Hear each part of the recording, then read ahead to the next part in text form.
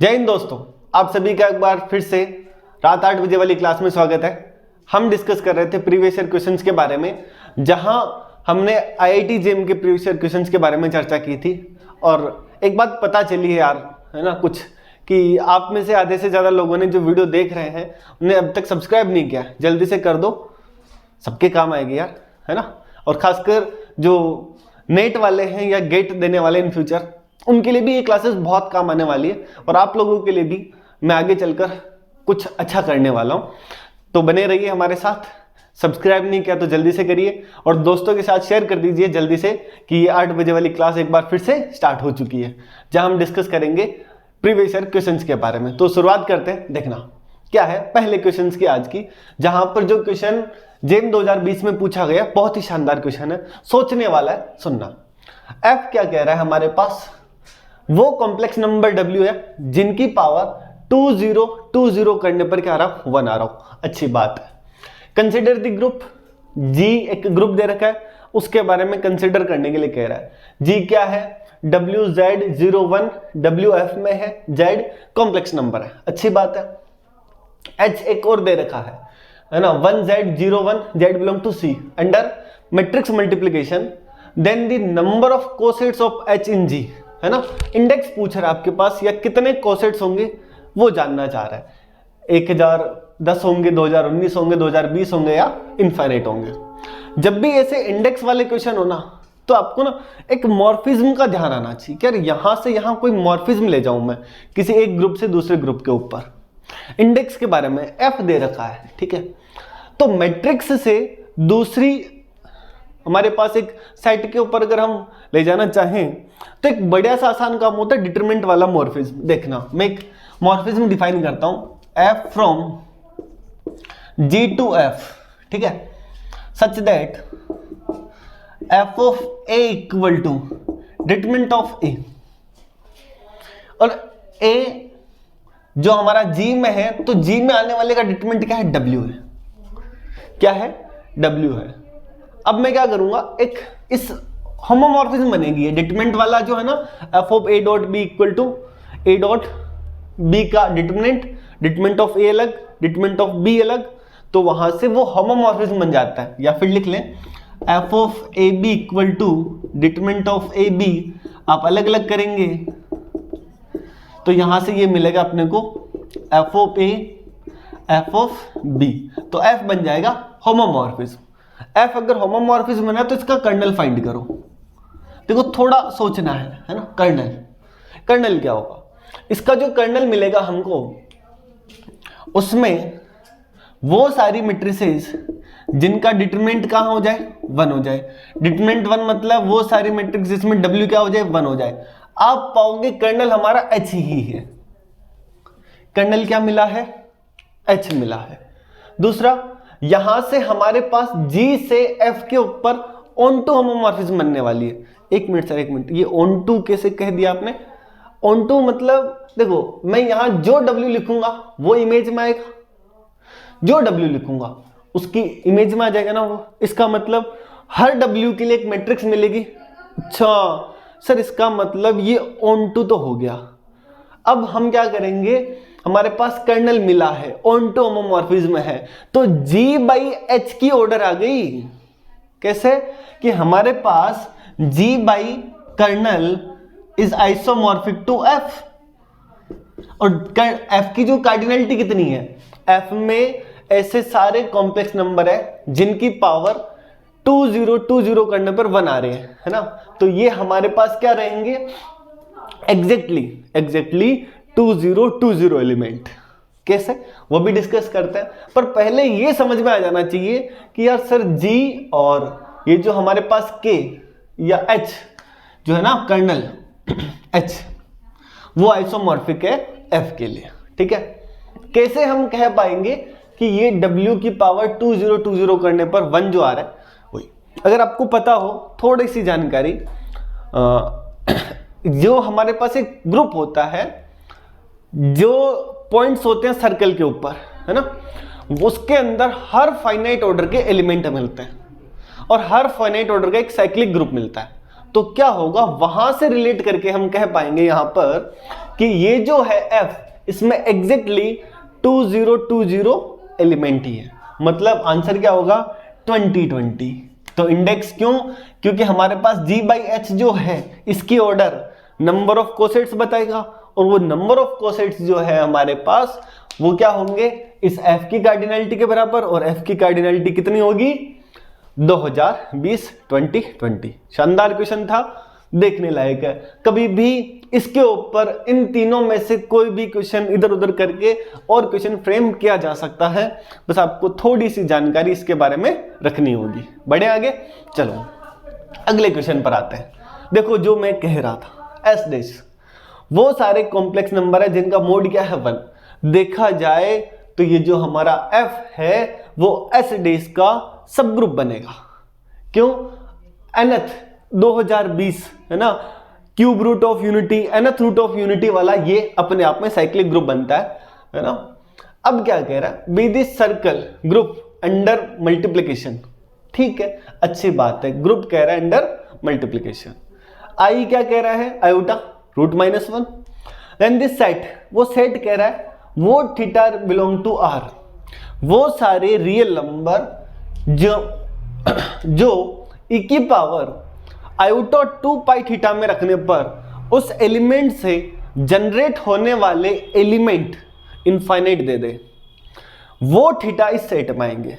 आई बात समझ में, वो थीटा इस सेट में आएंगे जो e to the power iota 2 pi theta से जनरेट करने पर नंबर ऑफ एलिमेंट्स क्या मिले, इनफाइनाइट मिले। ऐसे थीटा हमारे सेट में है। अब ये सेट के बारे में पूछ रहा है, एम्प्टी है, देन एम्प्टी बट फाइनाइट है, काउंटेबली इनफाइनाइट है, और फोर्थ ऑप्शन है अनकाउंटेबल है।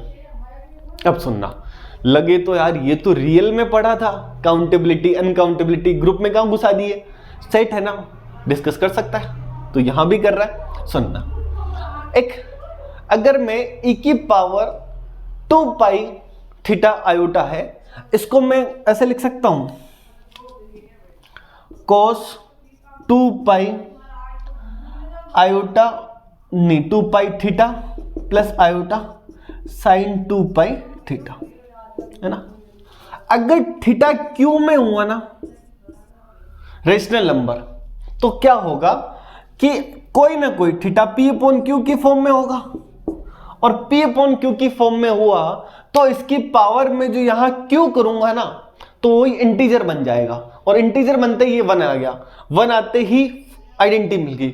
आइडेंटिटी मिलते ही इसका मतलब कुछ फाइनाइट पावर पर आइडेंटिटी मिल रही है, इसका मतलब इसकी ऑर्डर फाइनाइट रहने वाली है, एलिमेंट की ऑर्डर इनफाइनाइट नहीं हो पाएगी। इसका सीधा मतलब है थीटा अगर रेशनल है तो ये हमेशा फाइनाइट मिलेगा, और अगर थीटा इर्रेशनल हुआ तब पक्का ये हमेशा क्या मिलेगा, इनफाइनाइट मिलेगा। इट मींस इसको इनफाइनाइट होने के लिए थीटा को इर्रेशनल होना पड़ेगा। इट मींस ये जो सेट है इसमें थीटा इर्रेशनल नंबर होना चाहिए। तो अब कितने इर्रेशनल नंबर होते हैं, क्या एम्प्टी होते हैं, क्या नॉन एम्प्टी इनफाइनाइट होते हैं, क्या काउंटेबली इनफाइनाइट होते हैं, या अनकाउंटेबल होते हैं। और आपने पढ़ा होगा, हम जानते भी हैं, जो इर्रेशनल नंबर का सेट है वो अनकाउंटेबल होता है, इसलिए चलते फिरते हम कह सकते हैं ऑप्शन नंबर 4। देखो चीजें आनी चाहिए, है ना, डिस्कस तो हम कर ही रहे हैं, बट आपके बारे में थोड़ी नॉलेज रखो। कुछ मैं बता रहा हूं, कुछ आप रखोगे तो आराम से क्वेश्चन लग सकते हैं। अगला देखना, मजा आया ना क्वेश्चंस के बारे में, शेयर करो दोस्तों के साथ जल्दी से जल्दी, मजेदार चीजें हैं। ग्रुप तो सच में हर बार ऐसे क्वेश्चंस पूछता है वो कि 8-9 नंबर फ्री के बढ़ते हैं, आपको लेना चाहिए सच में। अगर ढंग से कवर कर लिया तो ये नंबर कहीं नहीं जाने वाले, है ना। अगला क्वेश्चन देखना, फाई कह रहा है S3 से S1 पर। S1 क्या है, ये पहले दे रखा था वही है, ठीक है। अब क्या कह रहा है, be non trivial non injective group homomorphism. एक बार ध्यान रखना हमेशा के लिए, जब भी क्वेश्चन को पढ़ो शांति से पढ़ो, जल्दबाजी नहीं। जो कह रहा है आपको जो आता है उसी को ट्राई करना है। जैसे नॉन ट्रिवियल है, अच्छा अच्छी बात है, नॉन इंजेक्टिव है, अच्छी बात है, ग्रुप होमोमॉर्फिज्म है, ट्रिवियल नहीं है इसका मतलब हर एक एलिमेंट की इमेज आइडेंटिटी नहीं बन सकती। नॉन इंजेक्टिव है इसका मतलब कर्नल में एक से ज्यादा एलिमेंट होने पड़ेंगे। भाई नॉन इंजेक्टिव वन वन नहीं है, इट मींस कर्नल में एक से ज्यादा एलिमेंट होने पड़ेंगे। ऐसा पॉसिबल नहीं है कि कर्नल में एक एलिमेंट और इंजेक्टिव नहीं रहे। इंजेक्टिव नहीं होने के लिए कर्नल में कम से कम 2 एलिमेंट होंगे, या सिंपली ये कह सकते हैं एक से ज्यादा तो होंगे ही होंगे।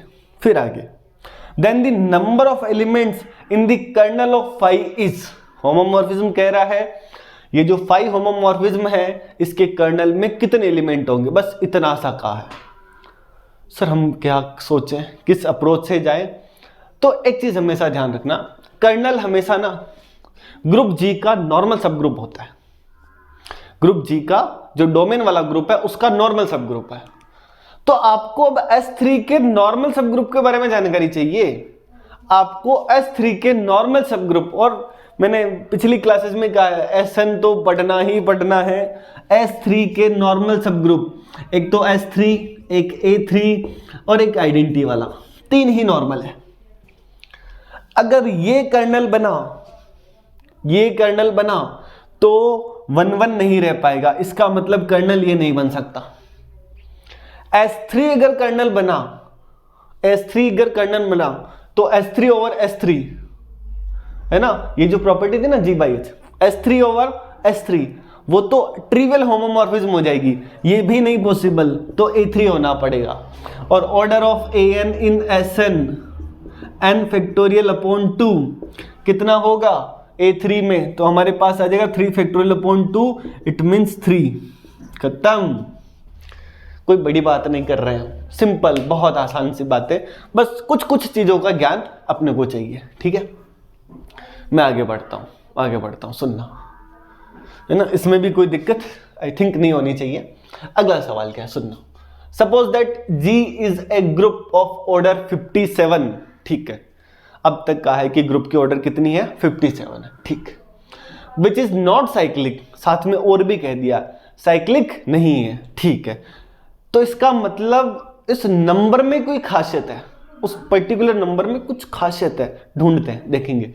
पर आगे बढ़ते हैं, एक बार सवाल पढ़ लेते हैं। क्या कह रहा है, if G contains a unique subgroup, G contains a unique subgroup H of order 19, कह रहा 19 ऑर्डर का G के पास केवल एक ही सब ग्रुप है। ठीक है, then for any G does not belong to H, कोई सा भी G जो H में नहीं है उसकी ऑर्डर क्या रहने वाली, ये पूछ रहा है।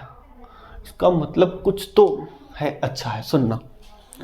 एक होता है कि order of G equal to P into Q, सुनना, order of G equal to P into Q and P less than Q।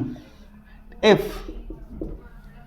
हम कहते हैं कि P does not divides Q minus 1, then G is cyclic. ठीक है, एक statement तो ये, और P divides Q minus 1, then G either non abelian और साइक्लिक, या तो साइक्लिक होगा या नॉन अबेलियन होगा। ठीक है, मैं स्ट्रक्चर बताऊंगा अभी पूरा क्या होगा। तो हमको कह रहा है ग्रुप का ऑर्डर है 57 के प्राइम फैक्टराइजेशन करो। अब आज गुणनखंड क्या होंगे, 3 इंटू 19, यही होगा ना, 3 इंटू 19। अब वो क्या कह रहा है, अब 3 डिवाइड करता है ना 19 माइनस 1 को, वो कह रहा है साइक्लिक नहीं है, इसका मतलब अब ये अबेलियन नहीं होगा, ओनली क्या होगा, नॉन अबेलियन होगा। और जब ऐसी कंडीशन हो ना ये वाली और नॉन अबेलियन हो, तब सुनना क्या होगा, जो बड़ा वाला प्राइम है Q, उस ऑर्डर का तो एक ही सब ग्रुप होगा। ठीक है, दूसरा जो छोटा वाला प्राइम है उस ऑर्डर के एग्जैक्टली कितने हमारे पास होंगे, मैं कह दूं कि हमारे पास Q सब ग्रुप नहीं तो नहीं होंगे, पर एलिमेंट के बारे में कह सकते हैं, जैसे ऑर्डर ऑफ G, जैसे मैंने लिया 6 या 21, 3 इंटू 7, फॉर्मूला देखते हैं ना, 3 इंटू 7 क्या होगा, तो 3 इंटू 7 को 3 डिवाइड करें ना 7 माइनस 1 को, इन दोनों में किस, अगर साइक्लिक हुआ तो Z21, उसके बारे में तो आपको ध्यान होना चाहिए। Z21 नहीं है, नॉन अबेलियन है, तो एक तो 7 ऑर्डर का सब ग्रुप पक्का होना है। दूसरा, जो ऑर्डर 3 के एलिमेंट है वो कितने होंगे, तो 7 ऑर्डर के हुए 6, एक आइडेंटिटी कितना हुआ हमारे पास 7 एलिमेंट ही आगे बचे, कितने हैं 14 एलिमेंट बचे। कितने बचे हैं 14। तो इसका मतलब यहां पर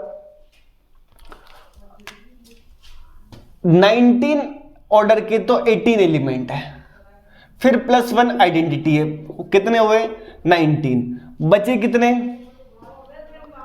है ना 19 इंटू 2 कितने हुए 38 एलिमेंट।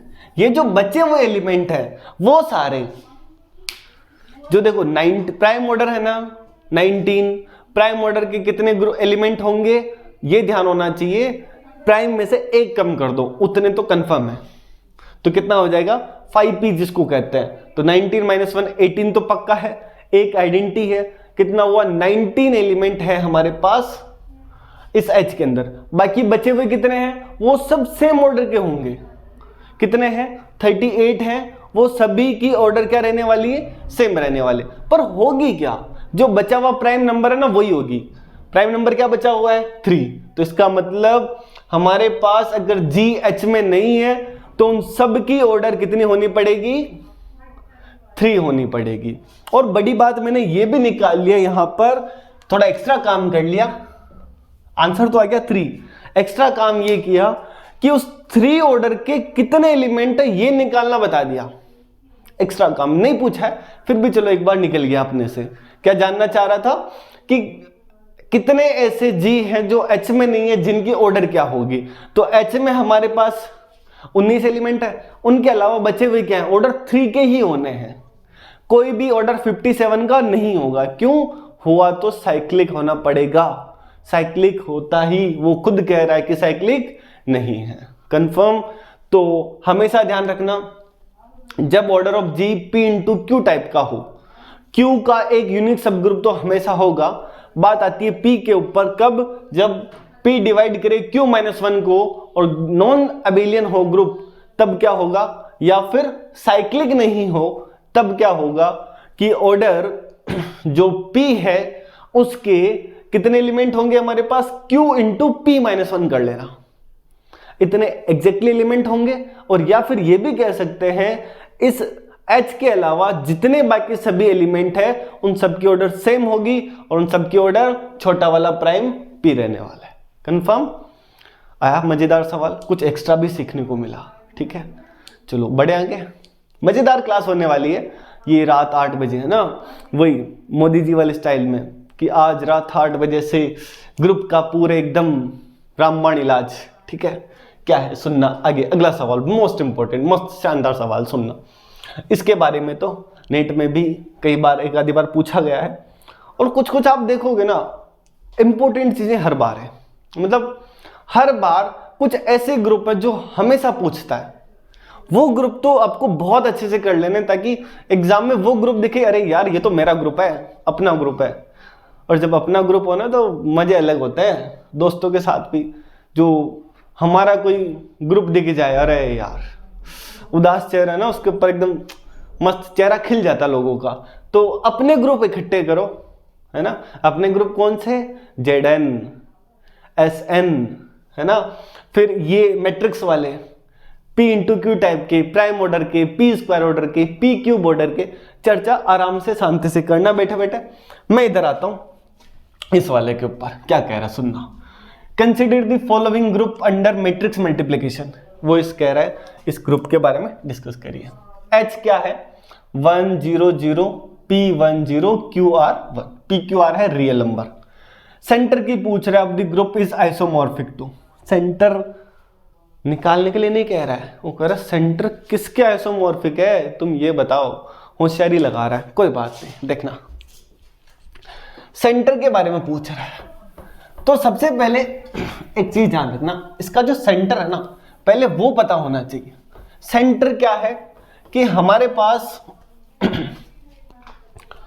अगर ZG जिसका स्टैंडर्ड नोटेशन है सेंटर, ZG में क्या होता है कि वो सारे ग्रुप के एलिमेंट है ना, वो सारे ग्रुप के एलिमेंट जो हर एक एलिमेंट के साथ कम्यूट करता है, हर एक एलिमेंट के साथ A B equal to B A कर दे, एवरी एलिमेंट के साथ जो ऐसा एलिमेंट कर रहा होगा वो सेंटर में होगा। तो क्या है, एक तो इसका जो जेड जी है ना वो कुछ इस टाइप का है, 1 0 0 0 1 0 और 0 0 और यहां भले मैं लिख लूं कुछ भी ए लगा देता हूं, ए बिलोंग टू आर, ये इसका सेंटर है। क्यों, आप जब इसको इसके किसी भी एलिमेंट से मल्टीप्लाई करोगे ना तो सेम आएगा, जो यहां है A B equal to B A आएगा इसी के अंदर और नहीं आएगा। तो ये तो इसका आया जेड जी या जेड एच लगा दो। अब मैं क्या करता हूं, F from Z H to R plus, F from कहां से, Z H to R plus, कैसे डिफाइन करूंगा, such that F of 1 0 a 0 1 0 0 0 1 equal to a, और इतना बता देंगे f is 1 1 and onto, मतलब ZH is isomorphic to R plus. कैसे, हम 1 1 ऑन टू होमोमॉर्फिज्म बताएंगे। अगर इसको मैं 1 1 बता दूं तो काम हो जाएगा। दूसरा होमोमॉर्फिज्म बताना है, आप इस टाइप की किन्हीं भी दो मैट्रिक्स का प्रोडक्ट करोगे ना, ये जैसे मैंने दो मैट्रिक्स लिखी है, इनका प्रोडक्ट करोगे ना तो आपको मिलेगा 1 0 0 0 1 0 0 नहीं 1 0 a प्लस बी। तो एफ ऑफ ए बी आएगा, ए प्लस बी आप अलग अलग करोगे तो F of A plus F of B, तो ये आर प्लस के आइसोमॉर्फिक हो जाना। तो आंसर थोड़ा अलग है ना। सेंटर थोड़ा, कुछ ग्रुप का सेंटर ध्यान रखना है, उसमें से एक ये है। ठीक, अगला सवाल, लास्ट सवाल आज का, जेम 2020 का है, ये शायद 20 नहीं 19 का थोड़ा उल्टा लिखना है, ये 19 का है। सुनना, लेट एच एंड के कह रहा है सब ग्रुप ऑफ Z144। Z144 तो ऐसा होना चाहिए कि जैसे आप किसी शादी में गए हो, है ना, ZN, आप किसी शादी में गए हो तो किसको ढूंढोगे, अपने दोस्तों को ढूंढोगे ना। तो दिखते ही आपको बहुत ही शानदार कोई अच्छा दोस्त जिससे आप बहुत अच्छी पड़ती है, लंगोटिया यार हो, वैसा ZN होना चाहिए। ZN तो ऐसा ही होना चाहिए कि आपको लंगोटिया यार हो एकदम, देखते ही अरे ये तो मेरा दोस्त मिल गया, इसके बारे में सब कुछ जानता हूं। कैसे देखना, वो कह रहा है if the order of H is 24 and the order of K is 36 then the order of the subgroup H intersection K is, H intersection K की ऑर्डर क्या होगी। अच्छी बात है। अब आपको ध्यान हो कि H and K are subgroup, then H intersection K is also subgroup, but G क्या है हमारा, Z144 साइक्लिक इंप्लाइज अबेलियन। तो हमारे क्या होगा यहां से H इंटरसेक्शन K के बारे में एक तरीका तो क्या है, ऑप्शन को एलिमिनेट करने का, HK या cardinality of HK, order of H order of K upon order of H intersection K, but HK is a subgroup of G।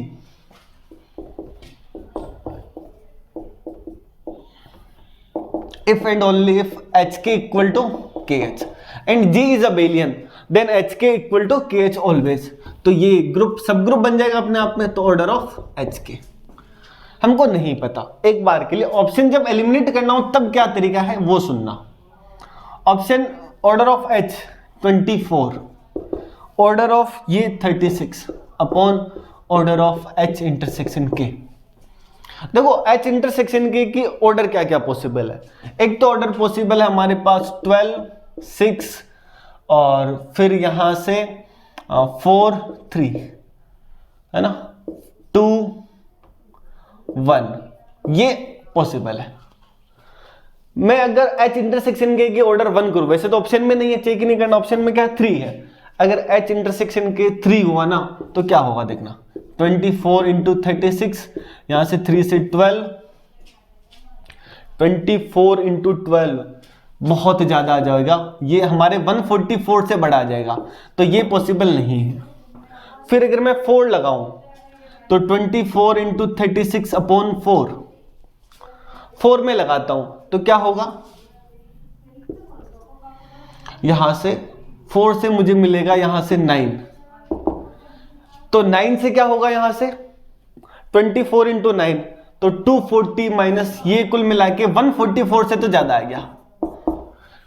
Confirm है? इसका मतलब एच के कहाँ सब ग्रुप है ना एच के जी का, ज्यादा तो नहीं होगा, तो 4 भी पॉसिबल नहीं। ऑप्शन डिस्कस कर पा रहे ना। जैसे अगला 24 इंटू 36 अपॉन 6 कर दिया जाए, क्या कर दिया जाए 6, तो क्या होगा, यहां बचेगा 6, कितना आएगा 24 इंटू 6, तो यहां से मिलेगा 12, में कुछ उल्टा लिख देगा, 24 से 120, 144, 6 लगाने पर ऑर्डर 144 आए यहां से HK का, तो यहां से हम ये नहीं कह पाएंगे कि ये जो 144 ऑर्डर का ग्रुप है यही आ गया है ना, बट ये है कि हम इस कंडीशन से सिर्फ और सिर्फ ये दो ऑप्शन एलिमिनेट कर पा रहे हैं। अब सुनना, आप क्या कर सकते हो कि हमारे पास G साइक्लिक है एंड ऑर्डर ऑफ H कुछ है, ऑर्डर ऑफ K कुछ है, तो ये M है और ये N है, तो order of H intersection K जो बनेगा ना वो GCD ऑफ M, N, तो हमारे पास 24 और 36 का GCD ग्रेटेस्ट कॉमन डिवाइजर क्या बनने वाला है, 12। कंफर्म? तो देखो क्वेश्चंस होने बहुत आसान है, अगली क्लास पर मिलेंगे जहां पर और क्वेश्चंस के बारे में डिस्कस करेंगे। तब तक के लिए चैनल को सब्सक्राइब करिए और वीडियो अच्छा लगा है तो कमेंट करके जरूर बताइए कि आपको कैसे लग रही है सीरीज, और फिर आगे अगली क्लास में हम और क्वेश्चंस के बारे में डिस्कस करेंगे। मिलते हैं अगली क्लास में, तब तक के लिए थैंक यू सो मच। जय हिंद दोस्तों।